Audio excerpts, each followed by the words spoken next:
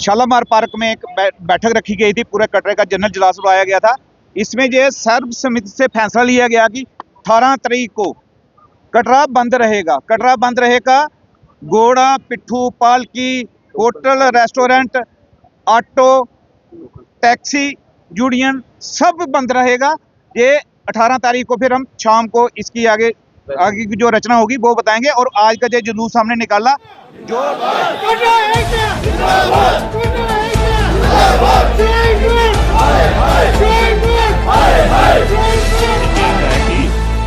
आप सब जानते हैं कि ये जो गंडोले का जो इशू है ये 1-1.5 साल से चल रहा है और हम सब लोग इसके विरोध में हैं।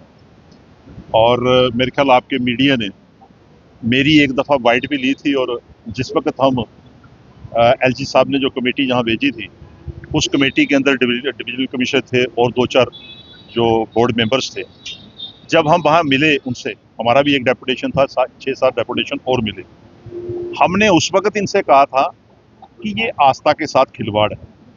किसी भी हिंदू धर्म के रिलीजियस जगह पे कहीं पे भी जो ये आस्था के साथ खिलवाड़ नहीं होता है, कोई भी धर्म हो। जैसे आप मैं अभी सुन रहा था किसी एक स्पीकर से, वो बोल रहे थे और मैंने देखा भी है, हिंदू धर्म हो, मुस्लिम धर्म हो, सिख हो, ईसाई हो, किसी भी धर्म के मंदिर को, मस्जिद को, गुरुद्वारे को या चर्च को छेड़ा नहीं जाता है जो कि आस्था के खिलाफ जाता है। आज आप गुरुद्वारे के खिलाफ नहीं कुछ भी कर सकते हैं। आप देखिए दरबार साहब के अंदर एक इंसिडेंट हुआ था, आज तक भुगतान भुगत रही है वो उस वक्त की सरकार। इसी तरीके से अगर आप उम्रा करने चले जाएं, आप पूछिए उस धर्म के लोगों से, या कहीं जब वो वहाँ जाते हैं हज के लिए, तो वहाँ वो 1-1.5 महीना का 40 दिन का होता है और वो परिक्रमा देते हैं लाखों की लोगों में। उनकी एक छोटी ज़ियारत है, वहाँ परिक्रमा करते हैं और किस आस्था और किसके साथ, और 1-1, 2-2 दिन आदमी बिछड़ जाते हैं, लाखों लोग होते हैं।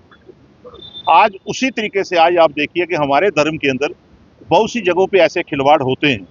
और मैं आज ये मुबारकबाद दूंगा जो संघर्ष कमेटी बनी है, उसमें पुराना द्रुड़ के लोग हैं, कटरा के लोग हैं, घोड़े पिट्ठू के लोग हैं। इन्होंने एक स्ट्रगल की, थोड़ी लेट की, मैंने पहले भी कहा, हालांकि हमने उसी दिन विरोध किया था।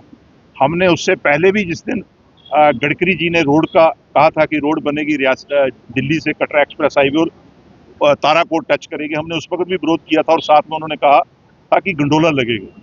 उस वक्त भी हमने कहा था कि ये गलत है और ये गंडोला नहीं लगना चाहिए, आस्था के एक साथ खिलवाड़ है। इसी तरीके से उसके बाद बख्तन बेबख्तन जो लोग भी स्टेटमेंट देते थे मौजूदा सरकार के साथ जुड़े हुए, हम तब भी विरोध करते थे।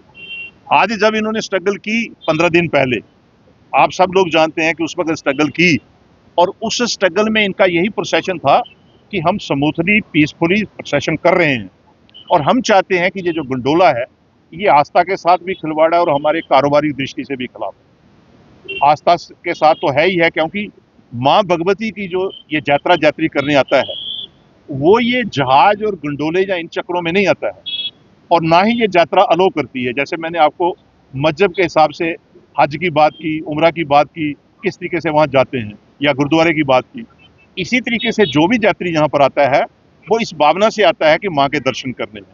हम ये सब जानते हैं कि माँ के दर्शन के लिए जब वो भवन के अंदर जाता है उसको माता के दर्शन अच्छे ढंग से नहीं होते, लेकिन उसकी आस्था इतनी होती है कि वो बालगंगा से जब पैदल चलता है तो ये महसूस करता है कि माँ मेरे साथ है। आप किसी भी यात्री को पूछ कर देख लीजिए जब वो घर से निकलता है। आज मैं देख रहा था रास्ते में जम्मू से कुछ लोग पैदल आ रहे हैं, तो वो एक आस्था के साथ आते हैं, उस आस्था के साथ खिलवाड़ नहीं करना चाहिए, हम कहते हैं।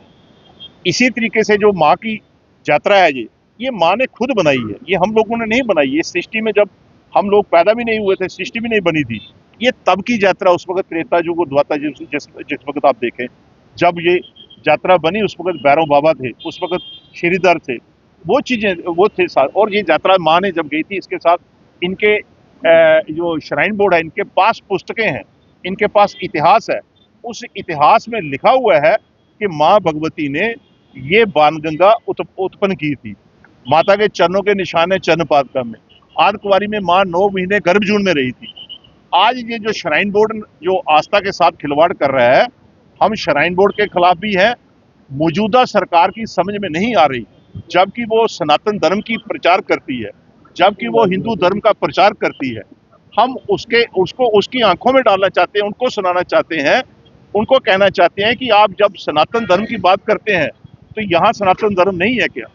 जब आपने बम्बोले के इशू के ऊपर जब प्रोटेस्ट किया था, वहां कुछ ज्यादा कुछ नहीं हुआ था। यहाँ तो खुद ब खुद ये सारी यात्रा को खराब कर रहे हैं, और इससे जो नुकसान होगा आस्था के साथ भी होगा, और कारोबारी दृष्टि से पूरे कस्बे का नुकसान होगा। कटरा में हजारों लोग काम करते हैं, पूरे हमारे घोड़े पिट्ठू वाले काम करते हैं, कितने हजारों लोग काम करते हैं, लाखों लोग काम करते हैं। ये पूरे अर्थव्यवस्था जो हमारी जम्मू रीजन का नुकसान होगा।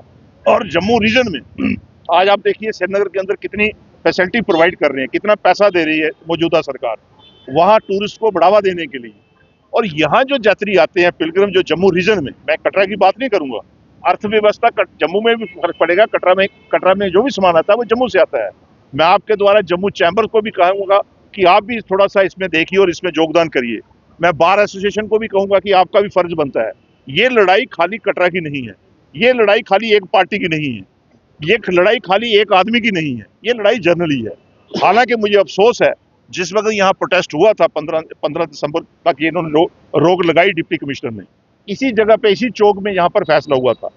बदकिस्मती से उस वक्त एक इंसिडेंट हुआ, क्योंकि जब सैलाब आता है बारंबार जो प्रेसिडेंट थे उसके लेबर के, वो भूपिंदर जी, वो बारंबार सबको कह रहे थे कि हमने स्मूथली करना, और स्मूथली किया उन्होंने।